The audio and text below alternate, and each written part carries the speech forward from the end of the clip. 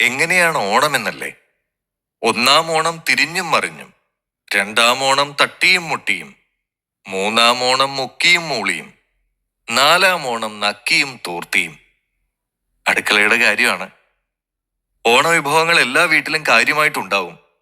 കുളിച്ച് പുതിയ കുപ്പായമൊക്കെ ഇട്ട് കളികളും ചിരികളുമായി കൂത്തുമറിഞ്ഞ് ഉച്ചയ്ക്ക് വീട്ടിലെത്തുമ്പോൾ വിഭവസമൃദ്ധിയോടെ വെച്ച് വിളമ്പാൻ അമ്മമാരും അമ്മൂമ്മമാരും പിന്നെ ബന്ധുജനങ്ങളായ ഒരുപാട് ആളുകളും.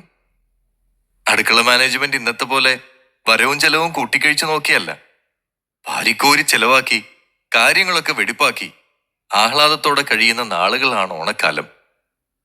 തിരിഞ്ഞും മറിഞ്ഞും തിന്നാലും തിന്നാലും തീരാത്ത ഒന്നാം ഓണം തുടങ്ങി നാലാം ഓണം എത്തുമ്പോ കണക്കുകൂട്ടലുകളിൽ ചെറിയ പാളിച്ചകളൊക്കെ വരും. വിഭവങ്ങൾക്ക് പഞ്ഞമുണ്ടാകും. അവസാന ദിനം തലേനാളൊക്കെ വെച്ച് വിളമ്പിയതിന്റെ മിച്ചമുള്ളതൊക്കെ നക്കിയും തോർത്തിയും കാര്യങ്ങൾ ഉഷാറാക്കും. അതാണ് നാട്ടോണം. ഇന്നിതെല്ലാം ഓർമ്മകളിൽ മാത്രമാകുന്നു.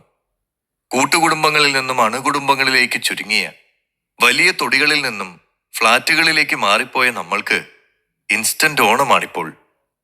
മഹാബലിയുടെ സമത്വ ലോകത്തിന്റെ ഓർമ്മകൾ അയവിറക്കി ആ ഭരണാധികാരിയുടെ നല്ല ഭരണത്തിന്റെ നാളുകൾ സ്വപ്നം കണ്ട് നാം ഓണം ആഘോഷിക്കുന്നു. അഴിമതിയില്ലാത്ത ഒരു നാട് നമ്മുടെ സ്വപ്നമാണ്. ചതിയും വഞ്ചനയും ഇല്ലാത്ത ജീവിതവും, അല്ലേ? പല അഭിപ്രായമുള്ളവരാണെങ്കിലും കൂട്ടുകുടുംബ വ്യവസ്ഥയിൽ ജീവിക്കുമ്പോൾ നമ്മൾ വിട്ടുവീഴ്ചകൾ ചെയ്യാൻ പഠിക്കുന്നുണ്ട്. അന്യന്റെ അഭിപ്രായങ്ങളെ മാനിക്കാൻ പഠിക്കുന്നു. അങ്ങനെ കുടുംബങ്ങളിൽ സമാധാനമുണ്ടാകുമ്പോൾ നാട്ടിൽ സമാധാനമുണ്ടാകുന്നു. അങ്ങനെയുള്ള ഒരു സുന്ദരൻ നാടായിരുന്നു മാവേലി നാട്.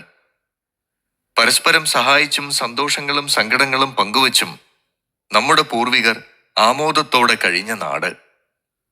ഇന്നിപ്പോ 3-4 ആളുകൾക്ക് വേണ്ടി സദ്യ ഒരുക്കാൻ പാടുപെടുന്നത് കണ്ടറിഞ്ഞ ഹോട്ടലുകാരും കാറ്ററിംഗ് കമ്പനികളും ഓണസദ്യകൾ പൊതിഞ്ഞുകെട്ടി വീടുകളിൽ എത്തിക്കുന്ന ഏർപ്പാടാണിപ്പോൾ.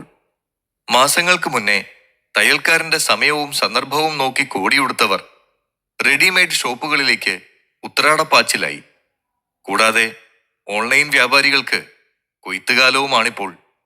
കൈകൊട്ടിക്കളി, കുമ്മാട്ടിക്കളി, ഓണപ്പന്ത് കളികളിൽ തുടങ്ങി ഊഞ്ഞാലാടുവാൻ മരച്ചില്ലകൾ ഇല്ലാതായതോടെ ചാനലുകളിലെ ഓണപരിപാടികൾക്ക് മുന്നിൽ ചടഞ്ഞിരുന്ന് നേരം പോക്കുന്ന അണുകുടുംബ മനുഷ്യർ അറിയുന്നുണ്ടോ ആരവങ്ങളും പൂപ്പൊലികളും മുഴങ്ങിയിരുന്ന ആ പഴയ ഓണക്കാലം? അന്നുണ്ടല്ലോ, ചാണകമുറ്റം മെഴുകി നിറമുള്ള പൊടിക്കോലം വരച്ച് തൃക്കാക്കരയപ്പനെ കുടിയിരുത്തി തുമ്പക്കുടവും കുരുത്തോലയും വിതറി ആർപ്പും കുരവയുമായി മഹാബലിയെ എതിരേൽക്കുമായിരുന്നു. 3 അടി മണ്ണ് ചോദിച്ചെത്തിയ വാമനന്റെ ചതിയിൽ സൽഭരണം നടത്തിയിരുന്ന മഹാബലി ചക്രവർത്തി പാതാളത്തിലേക്ക് ചവിട്ടിത്താഴ്ത്തപ്പെട്ടുവെങ്കിലും വർഷത്തിലൊരിക്കൽ നമ്മളെ കാണാൻ കിട്ടിയ അനുവാദത്തോടെ അദ്ദേഹം എഴുന്നള്ളുകയാണ്. ഈ നാളുകൾ എന്തുകൊണ്ട് നമ്മൾക്ക് അത്രയേറെ സുഖസന്തോഷങ്ങൾ നൽകുന്നുണ്ടെങ്കിൽ മഹാബലിയുടെ രാജഭരണകാലത്ത് ജീവിച്ചിരുന്ന മനുഷ്യർ എത്രമാത്രം ഭാഗ്യം ചെയ്തവരായിരിക്കും, അല്ലേ?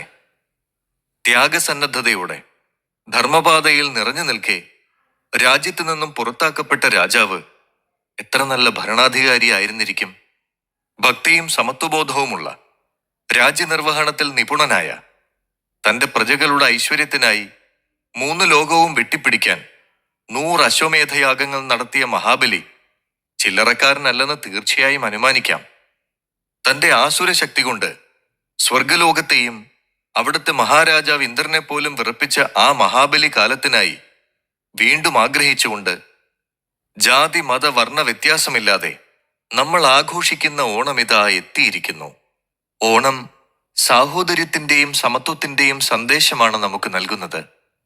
മലയാളം സംസാരിക്കുന്ന ദേശത്തെ എല്ലാ മനുഷ്യരും ഒരേപോലെ ആഘോഷിക്കുന്ന ഉത്സവമാണ് ഓണം.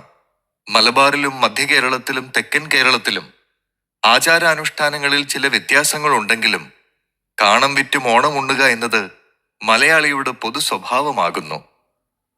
മഹാബലി എന്ന അസുര രാജാവിന്റെ സൽഭരണത്തിന്റെ നന്മകൾ നെഞ്ചിലേറ്റുന്നവരാണ് നമ്മൾ. തുടർച്ചയുണ്ടായില്ല എങ്കിലും വർഷത്തിലൊരിക്കലെങ്കിലും നമുക്ക് ആ നല്ല നാളുകളിലെ സമൃദ്ധി അറിയാൻ കഴിയുന്നുണ്ട്. എത്ര ആവർത്തിച്ചാലും മടുക്കാത്ത ചിട്ടവട്ടങ്ങളാണ് ഓണത്തെ സമ്പന്നമാക്കുന്നത്. പുരാണങ്ങളിലും ഐതിഹ്യങ്ങളിലും പലവിധ കഥകൾ പറഞ്ഞിട്ടുണ്ടാകാമെങ്കിലും ഓണത്തിന് കാരണക്കാരനായ മഹാബലിയുടെ ചിത്രത്തിന് മിഴിവ് കുറയുന്നില്ല. മാവേലി ഓണത്തിന്റെ നിലാവുള്ള രാത്രികളിൽ വഞ്ചിപ്പാട്ടിന്റെ ഈണം ഉയർന്നു കേൾക്കുന്നു. വള്ളംകളിയും പുലികളിയും കുമ്മാട്ടിയും താളം പിടിക്കുന്ന ഓണനാളുകൾ. ഒരേ മനസ്സോടെ മലയാളം ഓണക്കോടി ഉടുക്കുന്നു. ഒരേ സ്വാദോടെ മലയാളികൾ ഓണമുണ്ണുന്നു. ഒരേപോലെ ജീവിച്ച നല്ല കാലത്തിന്റെ ഓർമ്മയിൽ, ആ നല്ല കാലം ഭരിച്ച രാജാവിന്റെ ഓർമ്മയിൽ മനസ്സ് നിറയ്ക്കുന്നു. എന്നും ഓർക്കാൻ ആഗ്രഹിക്കുന്ന നല്ല നിമിഷങ്ങളെ സമ്മാനിച്ച് ഓരോ ഓണക്കാലവും കടന്നു പോകുന്നു. വീണ്ടും ഒരു ഓണക്കാലത്തെ വരവേൽക്കാൻ ആ നല്ല നാളുകൾ സമ്മാനിച്ച പുത്തൻ പ്രത്യാശയോടെ ഒരു വർഷം നാം കാത്തിരിക്കുന്നു. പുതിയ വർഷത്തിന്റെ തുടക്കമാണല്ലോ ഓണം. പുതിയ വിളവ്, പുതിയ വസ്ത്രങ്ങൾ, പുതിയ പ്രഭാതങ്ങൾ.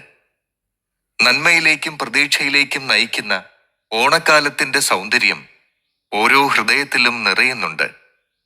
ആ സൗന്ദര്യത്തെ നാം താലോലിക്കുന്നുണ്ട്. ആ സൗന്ദര്യത്തിനും ആ പ്രത്യാശയ്ക്കും കാരണക്കാരനായ മഹാബലിയെ ഓർത്തുകൊണ്ട് തന്നെ.